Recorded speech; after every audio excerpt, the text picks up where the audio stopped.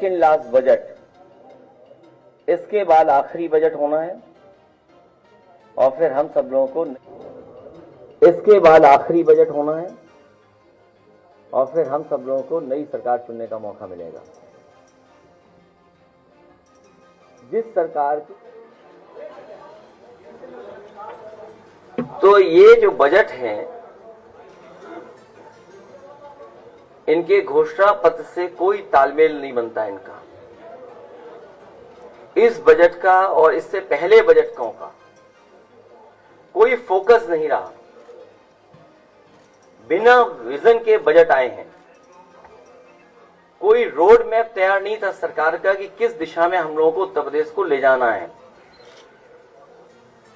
और कोई क्लैरिटी नहीं है बजटों में कि हम किसान या जो बेसिक चीजें हैं, लोगों की जरूरतें हैं, उनको कैसे किया जाए। हर बार बजट आता है और सरकार यही कहती है कि उत्तर प्रदेश का सबसे बड़ा बजट है। ये लैंग्वेज, ये टर्म हर सरकार हर बजट के लिए इस्तेमाल कर सकती है, क्योंकि जो भी बजट होगा वो पिछले बजट से बड़ा बजट होगा। तो ये बात कहना कि सबसे बड़ा बजट पेश हो रहा है, ये सोचने की बात है। ये बजट नहीं, बड़ा ढोल है। ये बजट नहीं, बड़ा ढोल है जिसमें आवाज तो बहुत है पर अंदर से खाली है। ये बजट खोखला है। ये बजट खोखला है। इस बजट का झोला खाली है। जनता को लग रहा है बजट आया ही नहीं है। वो पूछ रही है कि प्रवचन तो आया गया। जनता सोच रही है कि बजट आया ही नहीं। वो पूछ रही है प्रवचन तो आ गया, बजट कब आएगा। बजट देख करके किसानों की उम्मीद का खेत सूख गया है।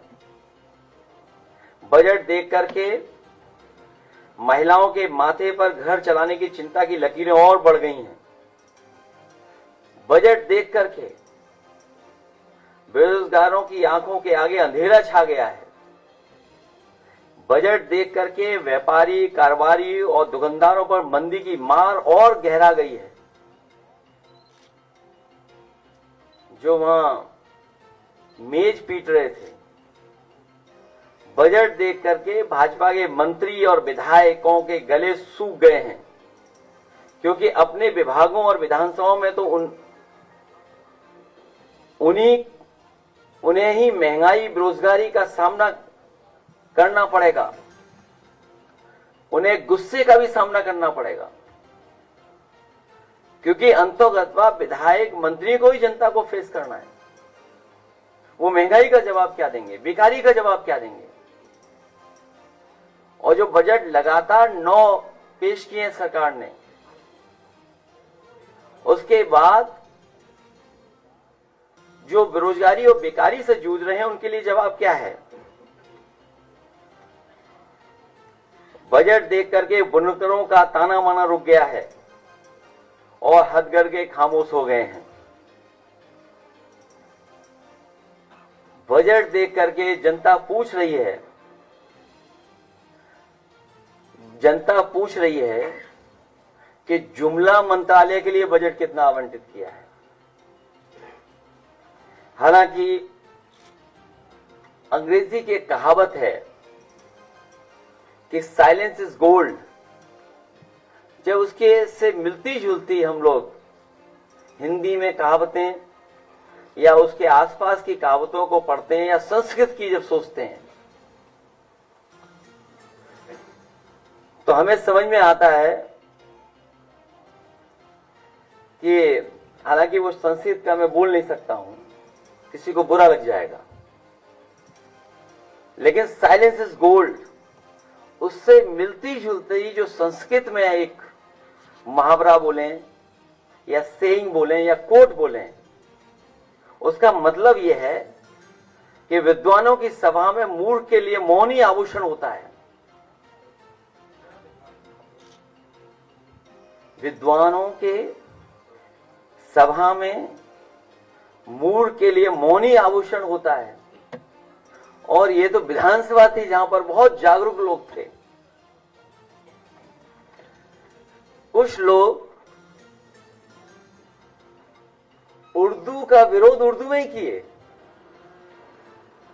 और यहां पर जितने लोग बैठे हैं, हमारे पत्रकार साथी बड़े जागरूक समझदार लोग हैं, वो उर्दू को भी जानते हैं, हिंदी को भी समझते हैं, अंग्रेजी को भी समझते हैं। तो सोचिए, पहली सरकार है जो उर्दू का विरोध उर्दू में कर रहे थे।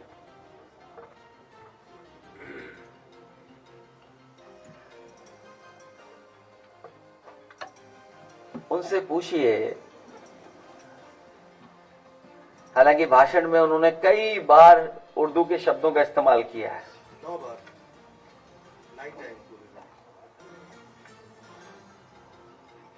जो उर्दू के शब्द उन्होंने बोले, बदनाम, बख्शा नहीं जाएगा, पैदा, गुनहगार, मौत, तमाम, हादसा, जान, हसीन, जुआन, बस्ती, तबके, पायदान, अगर, बाद, बच्चों आदि, सरकार, अंदर, दुनिया,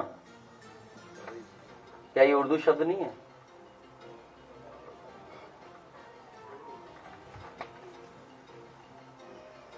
और जो शब्द इस्तेमाल करते हैं, रेल की हिंदी क्या है,